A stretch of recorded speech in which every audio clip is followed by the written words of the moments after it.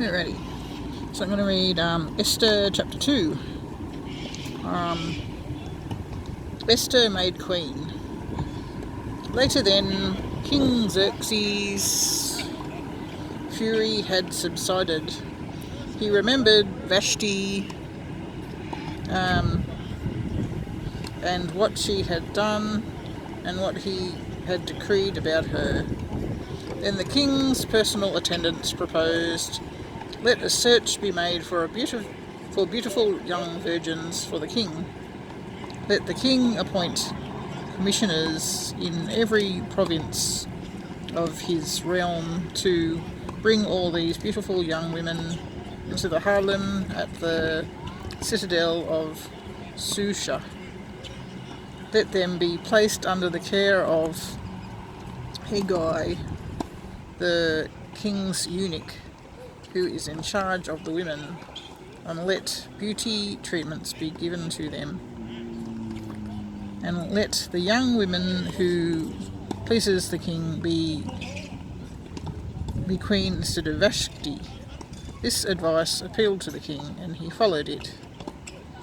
Now there was a citadel of Susa, a Jew of the tribe of Benjamin, named Mordecai, son of Jair, the son of Shimei, the son of Kish, who had been carried into exile from Jerusalem by Nebuchadnezzar, king of Babylon, among those taken captive with Jehoiachin, king of Judah. Mordecai had a cousin named Hadassah, whom he had brought up because she had neither father nor mother.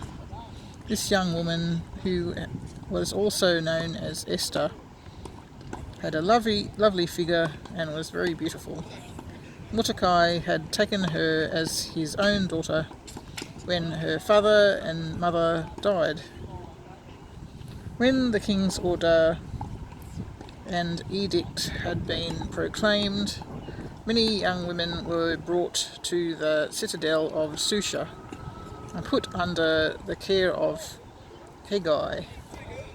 Esther also was taken to the king's palace and entrusted to Hegai, who had charge of the harem. She pleased him and won his favour. Immediately he provided her with her beauty treatments and special food. He assigned her to 7 female attendants selected from the king's palace and moved her and her attendants into the best place in the harem. Esther had not revealed her nationality and family background because Mordecai had forbidden her to do so. Every day he walked back and forth near the courtyard of the harem to find out how Esther was and what was happening to her. Before a young woman's turn came to go in to King Xerxes, she had to complete 12 months of beauty treatments prescribed for the women, 6 months of oil and myrrh, and 6 with perfumes and cosmetics. And this is how she would go to the king. Anything she wanted was given to her to take with her from the harem to the king's palace. In the evening she would go there, and in the morning return to another part of the harem to take care of Jair, the king's eunuch, who was in charge of the concubines. She would not return to the king unless he was pleased with her and summoned her by name. When the turn came for Esther, the young woman Mordecai had adopted, the daughter of his uncle Abinhail, to go to the king, she asked for nothing other than what Hegai, the king's eunuch, who was in charge of the harem, suggested. And Esther won the favour of everyone who saw her. She was taken to King Xerxes in the royal residence of the 10th month, the month of Tebeth, in the 7th year of his reign.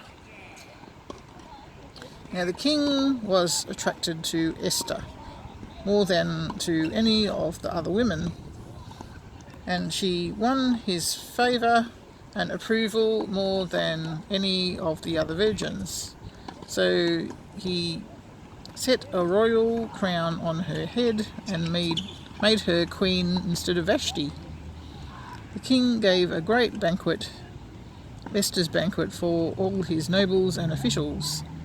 He proclaimed a holiday throughout the provinces and distributed gifts with royal liberality. Mordecai uncovers a conspiracy. When the virgins were assembled a second time, Mordecai was sitting at the king's gate, but Esther had kept secret her family background and nationality, just as Mordecai had told her to do. For she continued to follow Mordecai's instructions as she had done when he was bringing her up. During the time Mordecai was sitting at the king's gate, Bigthana and Teresh, two of the king's officers who guarded the doorway, became angry and conspired to assassinate King Xerxes. But Mordecai found out about the plot and told Queen Esther, who in turn reported it to the king, giving credit to Mordecai. And when the report was investigated and found to be true, the two officials were impaled on poles. All this was recorded in the book of the annals in the presence of the king.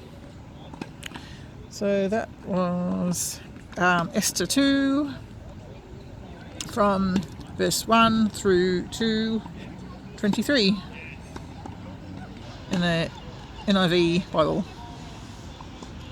And I'm watching the tennis at Eden Park Leisure Centre, Wollongong, New South Wales, Australia. Yeah, it's a pretty nice day. It hasn't rained yet. There's only a small amount of clouds in the sky.